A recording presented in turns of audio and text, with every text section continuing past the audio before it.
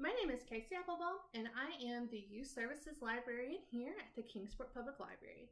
Today I wanted to share with you guys how to make Kusudama flowers. Now, they get their name Kusudama flowers because they are traditionally used to create Kusudama balls. Now, these are traditional Japanese paper spheres formed using modular origami construction techniques. The word Kusudama means medicine ball.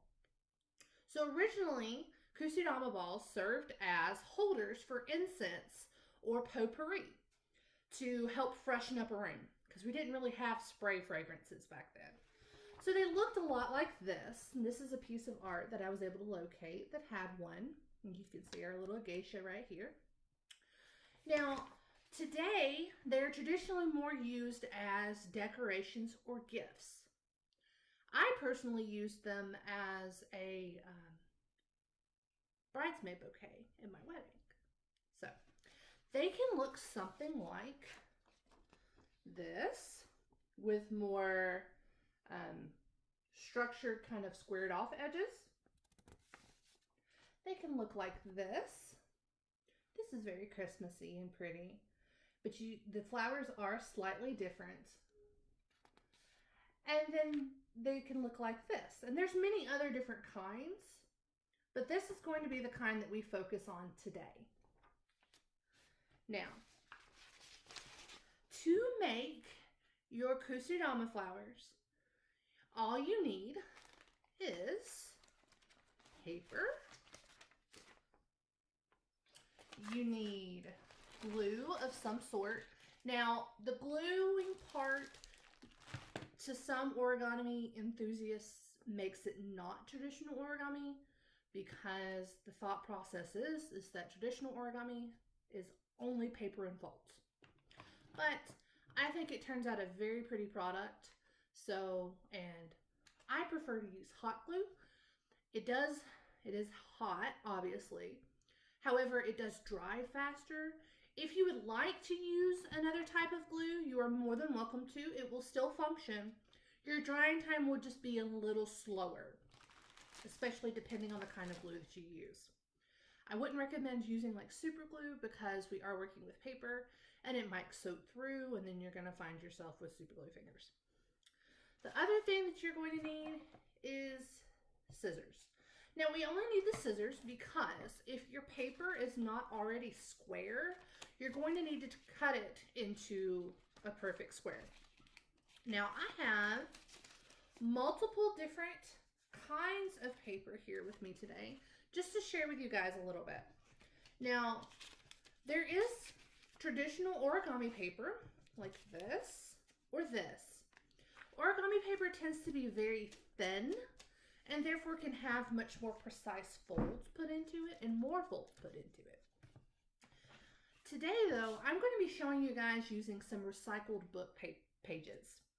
Now, these book pages did come out of a library book, but part of the library process is when a book comes in damaged, not all of it is damaged sometimes, and so we can recycle and reuse things, especially when in this time when we really should be, especially for Earth Day. Now, once you have your squares cut out, you're going to start with just one sheet. Now, with your squares, the bigger they are, the larger your flower is going to be. So I'm going to show you. So remember my yellow origami paper? That created this Kusudama size. It's about the size of my hand. Now, our smaller origami squares, like this, created this Kusudama size. So you can see that it's much smaller. Traditionally, I like to think that it's going to turn out to be about 66%, somewhere between 50 to 66% of the size of the square of paper that you're using. So you may need to experiment with, if you have a specific size that you want out of your flower, you may need to experiment a little bit with the size of the square of paper that you're using. So once we take 1 square. We are going to be working with 5 squares today. That way we have enough to make my traditional Kusudama flower size. There's 5 petals. So each piece of paper is going to equal out to be 1 petal. So we're going to build it 1 petal at a time. So the first step that we're going to take is to take our square piece of paper. I'm working with Clifford today. And we are going to fold it taco style into a triangle, just like so. Now, if your folds aren't 100% precise, it's okay. You just may need to go back and adjust them just a little bit depending on where they're at. Now, once you have your triangle, you're going to bring both bottom points up to meet the top point here. So we're going to curve it up to meet like this, kind of trying to make sure that this side lines up with each other, and then we're going to fold it down. Then we're going to do the same thing with this side. Fold it up and fold it down. So that now you're looking at a diamond with these 2 little flaps right here. Now, these 2 little flaps, we are now going to fold again. We're actually going to turn them out so that this part, this edge right here, meets up with this edge of our diamond. So if you watch carefully, we're going to fold it in half so that we're creating a skinnier triangle shape, a little bit of an oblong. It's not quite equilateral or anything like that. And we're going to bring it up to match to that side. Then we're going to do it again on this side. So we're going to bring this edge right here down to meet this edge right here. So we're going to fold it in half so that this side meets this side. And we're creating another little triangle. So now we've got this lovely little shape, which I think looks like something straight out of the 1920s decoration style. Once you are at this point, you are now going to open up these 2 flaps. Now to do that, you're going to unfold them a little bit, and you're going to notice that there is 2 layers of paper here, okay? So we're going to pull those 2 layers of paper apart and open it up a little bit. And once you've opened it up, if you just push kind of on this middle edge right here, it will start to lay down flat to create this kite shape. And that's what we want. So we're going to do it again on this other side. We're going to open our flap up just a little bit. Look for those multiple layers. Kind of stick our finger down and open that up a little bit. Then we're going to push down gently so that this edge folds straight down. And there will already be fold lines here and here. So all we're doing is using those to help us lie this flat. So that now we have 2 kites and then our lovely little point back here. Now we are going to take the tips of our kites and fold them inwards towards you. So you're going to take it, and what you want to do is you want to make the kite tip line up with this right here so that we've got one straight side all the way down, okay? So we're going to fold it in so that it lines up with that edge as best as we can. Then we're going to do the same thing to the other side, folding it in to line up to that edge.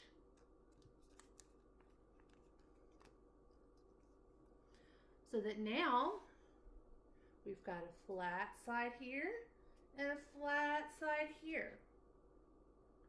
Once we've done this, we're now going to take our kites and fold them in half inwards. So towards you. Now you see you've got this fold line that should be fairly well lined up right there. We're going to use that to fold it in half. So you're going to fold it in half inwards so that your kite shape goes back to a triangle.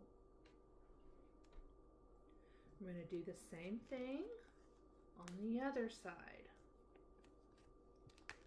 Now, this is all the folding.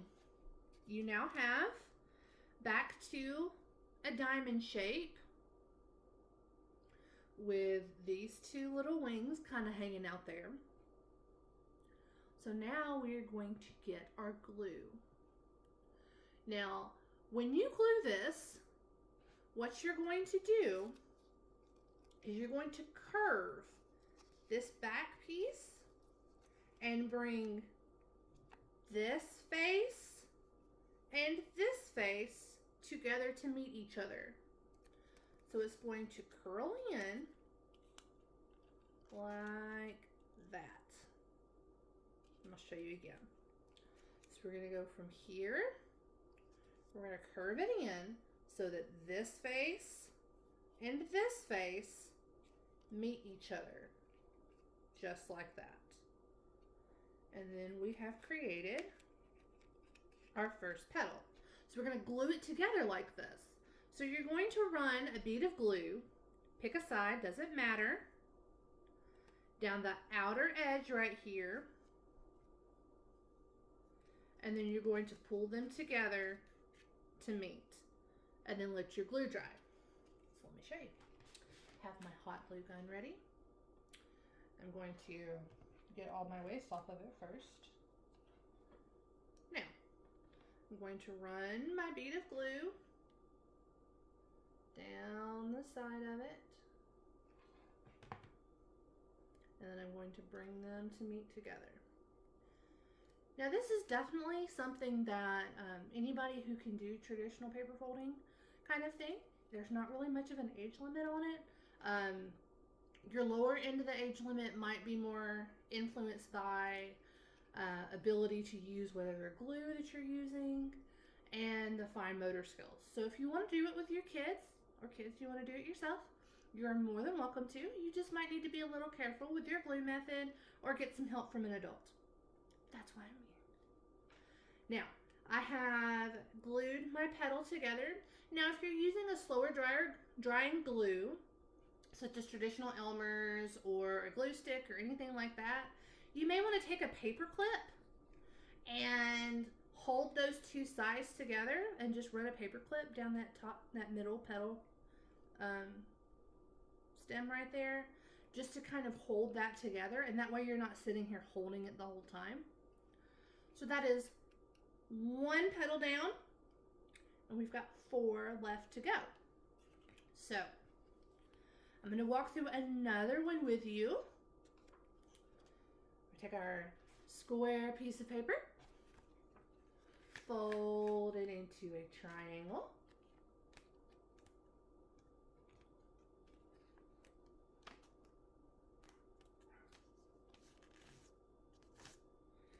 Fold it up so that the bottom points come to meet this top point.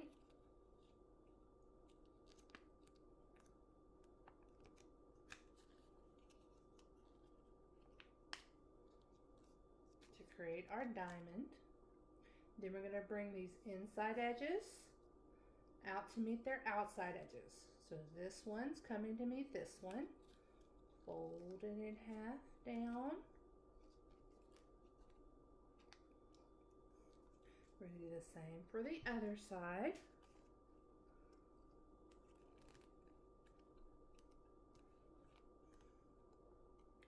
so that now we've got our little wings. We're going to open the wings up by getting between those two layers of paper and laying it down flat using those folds we've made.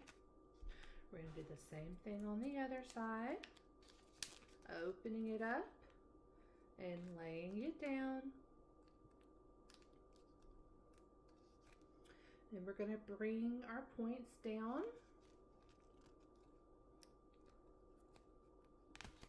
so that it's even with this edge. We're going to do the same on the other side.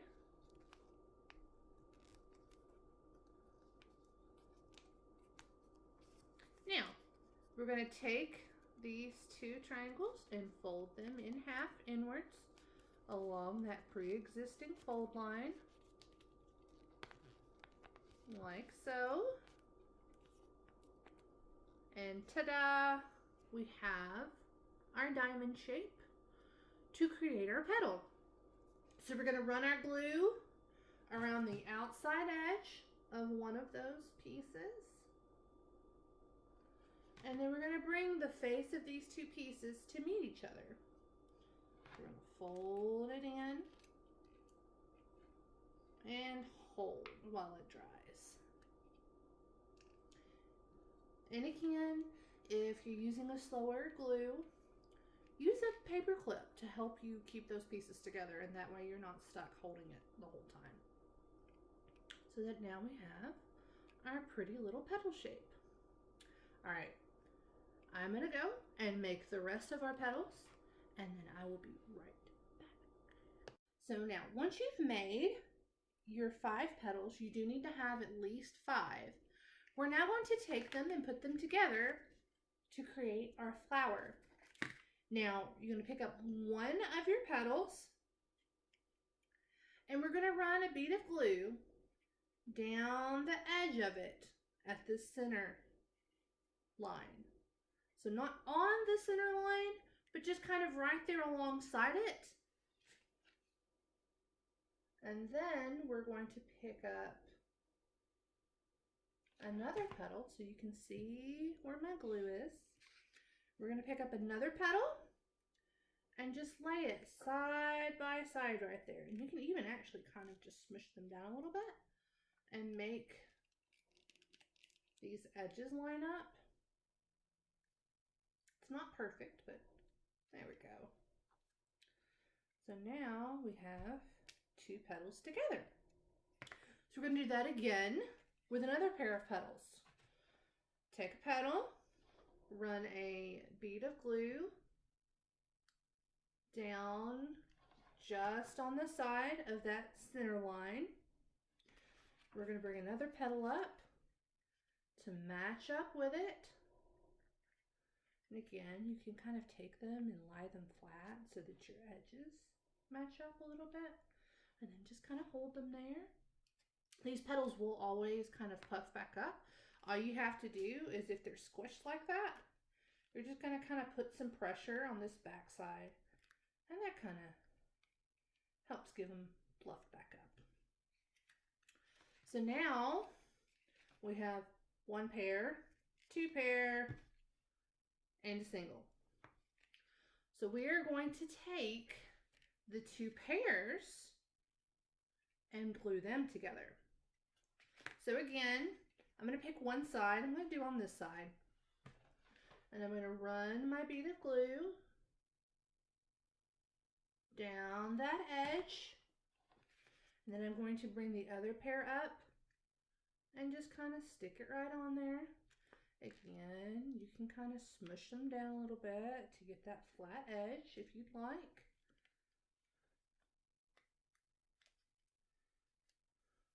With hot glue, you get these little stringings. I like to just kind of pull them off as I go. Look like spider webs to me. All right, so now we have a set of 4 that are all kind of glued together.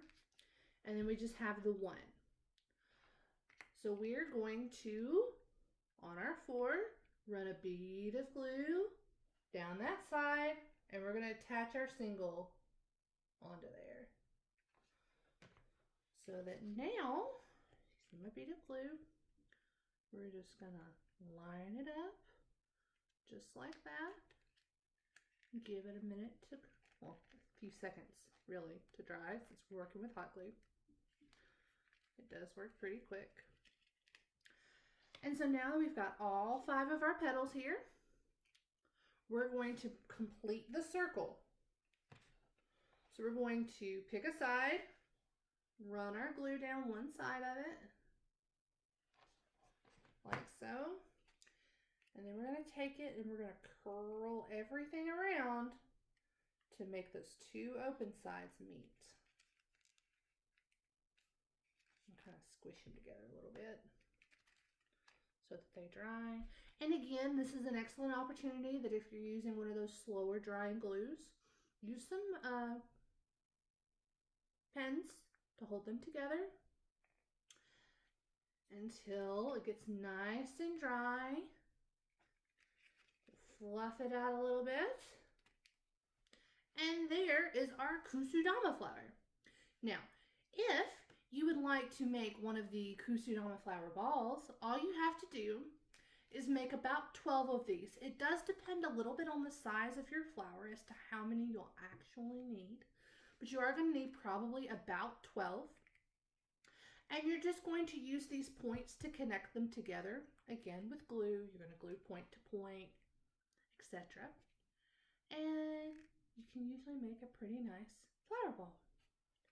Now, one thing I would like to add is if you want to do more than 5 petals, you are more than welcome to. This is an example that I made, and it has 9 petals on it. It definitely looks lots and lots of folds in here. Your circle in the middle is going to get a little bit larger.